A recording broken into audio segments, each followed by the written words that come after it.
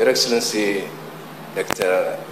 Abiy Ahmed, Prime Minister of the Federal Democratic Republic of Ethiopia, our host, my brother, the President of Amara region, President of Jamhuriyat Sudan al-Shaqiqa, General Abdel Fattah al-Burhan, Vice President of the Uganda,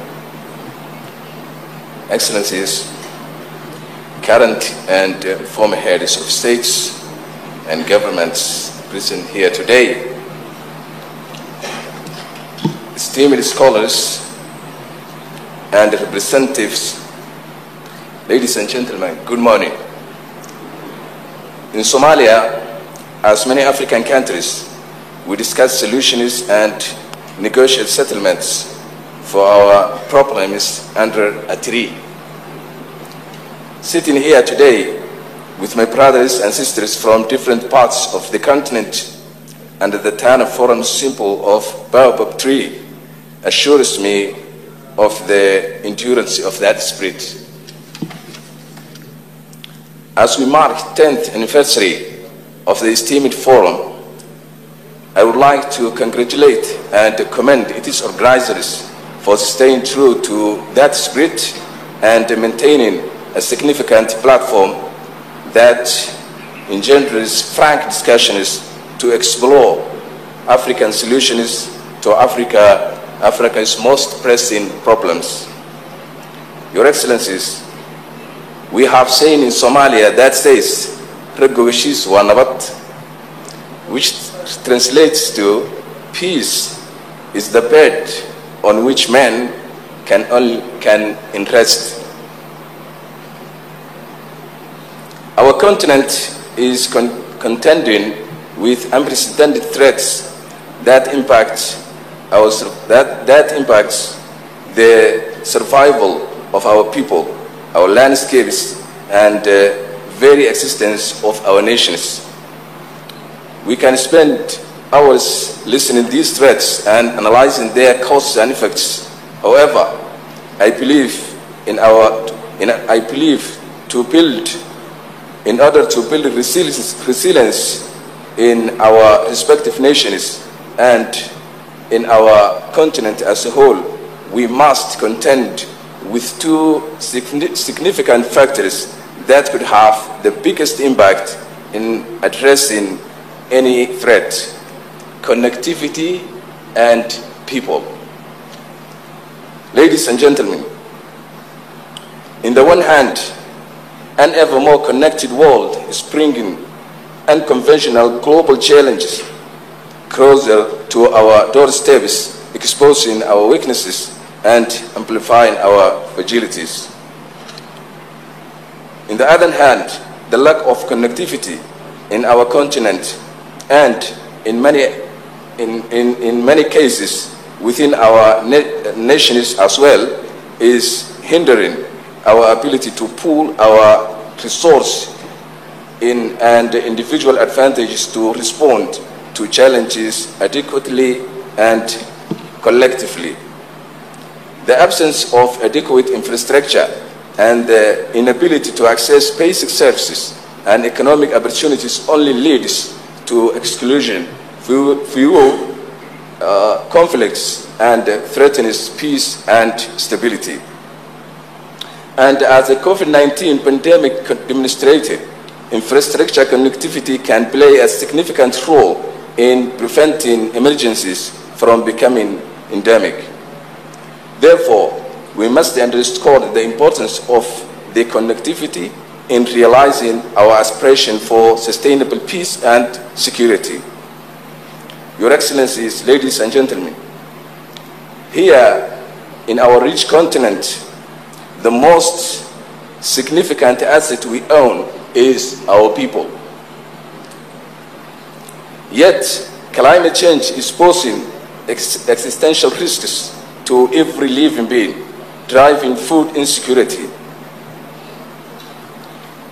igniting dangerous conflicts, and causing mass displacement.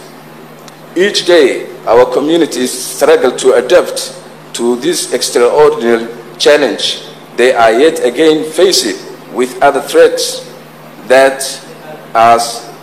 such as terrorism, radicalization, and violent extremism.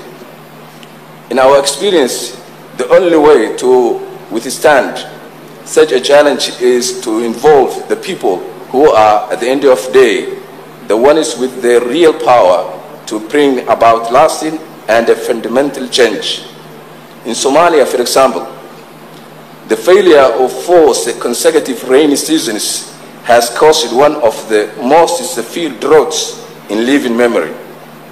Its impact on the people, however, has been exacerbated by the deliberate inhuman acts of the terrorist group Al-Shabaab by isolating communities, cutting off main supply routes, burning wells, and destroying crops. Al-Shabaab have directly and deliberately contributed to the worsening of the dire humanitarian situation in my country.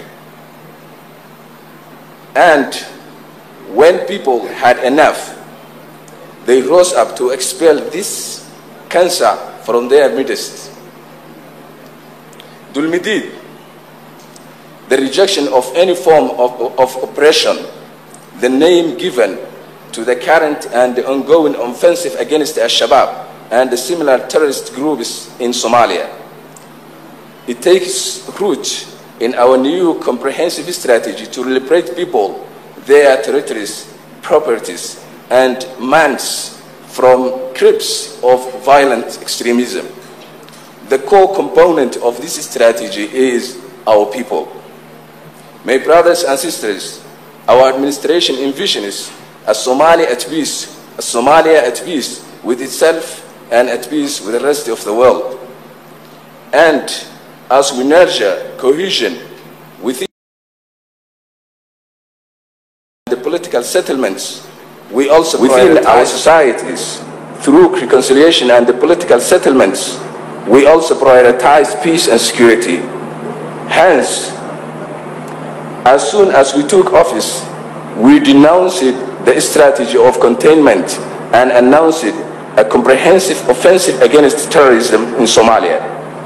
Taking the fight to cleanse the minds of misguided people, we mobilized religious scholars to challenge the malicious misinterpretation of Islam. To curb their fundraising capacity, we directly targeted their extortion networks and infrastructure and implemented strict mitigation measures.